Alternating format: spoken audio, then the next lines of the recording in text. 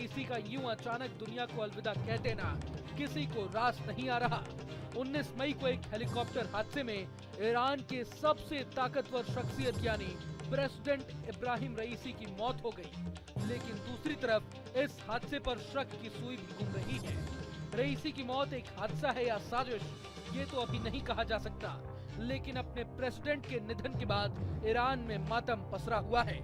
Iran पूरी दुनिया को हिलाकर रख देने की बात भी कर रहा है, तो वहीं दूसरी तरफ भारत समेत कई देशों ने ईरानी राष्ट्रपति के निधन पर शोक जताया है। प्रधानमंत्री नरेंद्र मोदी ने भी ईरान के राष्ट्रपति इब्राहिम रईसी की मौत पर शोक व्यक्त किया है और कहा है कि भारत इस दुख की घड़ी में ईरान के साथ खड़ा है। क्या इब्राहिम रईसी की मौत पूरी दुनिया को हिलाकर रख देगी? क्या ईरान के राष्ट्रपति के अचानक चले जाने से भारत पर बड़ा असर पड़ेगा? और सबसे बड़ा सवाल तो ये कि रईसी की मौत से ग्लोबल मार्केट समेत कच्चे तेल और सोने की कीमतों में कितना बड़ा उछाल आ सकता है। अब ये बात तो साफ है कि भारत समेत तमाम एशियाई देशों के लिए रईसी का चले जाना एक बड़ा झटका है।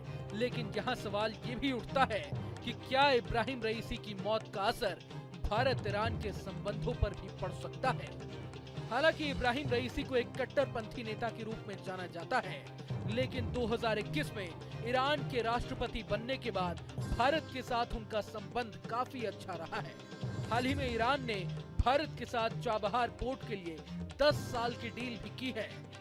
इस डील के लिए भारत साल 2023 से ही प्रयास में जुटा हुआ था, लेकिन रईसी के राष्ट्रपति बनने के बाद भारत अपनी कोशिशों में कामयाब हो पाया और इंडिया को चाबहार के संचालन का अधिकार अगले 10 सालों के लिए मिल गया। चाबहार के लिए हुए इस समझौते को भारत का चीन के बेल्ट एंड रोड इनिशिएटिव यानी BRI का जवाब भी माना जा रहा है। लेकिन असल में इस करार की अहमियत इसलिए बढ़ जाती है क्योंकि अमेरिका की नाराजगी के बावजूद भारत ने ईरान के साथ इस डील को जारी रखा है। अमेरिका और ईरान के बीच कैसे रिश्ते हैं ये तो किसी से छिपा नहीं है। यही वजह है कि अमेरिका इस डील को कभी नहीं होने देना चाहता था। इसे रोकने के लिए अमेरिका ने भारत पर कई तरह के प्रतिबंध लगाने तक की धमकी भी दी थी, लेकिन वो अपने प्रयास में नाकाम रहा। यहाँ गौर करने वाली बात ये है कि भारत ईरान संबंधों को और मजबूती देने के लिए रईसी अगले महीने भारत भी आने वाले थे, लेकिन भारत दौरे से पहले ही उनकी मौत हो गई। रईसी के बाद अब दोनों देशों के बीच संबंध किस दिशा में जाएंगे ये देखने वाली बात होगी। अभी तक तो हमने ईरान और भारत के संबंधों की बात की, लेकिन अब ये भी जान लेते हैं कि रईसी की मौत वैश्विक बाजार को कैसे हिलाकर रख देगी। दरअसल ईरानी राष्ट्रपति की मौत से तेल सप्लाई चेन पर असर पड़ने की आशंका जताई जा रही है। चूंकि ईरान एक बड़ा तेल उत्पादक देश है, इसलिए सप्लाई चेन में बाधा आने से तेल की कीमतों पर भारी असर पड़ सकता है। रईसी की मौत का असर कच्चे तेल के मार्केट पर भी दिखने लगा है। ईरान के राष्ट्रपति के हेलीकॉप्टर के दुर्घटनाग्रस्त होते ही एशियाई बाजारों में तेल की कीमतें बढ़ गई हैं। वैश्विक बाजार में ब्रेंट क्रूड भी $83.77 प्रति बैरल के भाव पर कारोबार करता दिख रहा है।